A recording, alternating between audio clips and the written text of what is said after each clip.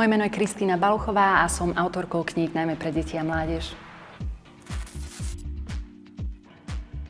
Ja som tvorbu geniálnej ilustrátorky Hedky Gutierrez sledovala už keď bola študentka a pamätám si, že keď som pracovala ako redaktorka v televízii, tak som si ju pozvala na rozhovor a bol to pre mňa aj taký interný nejaký testík toho, že či by medzi nami mohla zafungovať nejaká chémia a nejaký súzvuk duší. A potom, keď som začala pracovať na knižke Záhada knižnice na konci ulice, tak som presne vedela, že najkrajším možným doplnením ilustrácií bude práve Hedkina tvorba, takže tá voľba bola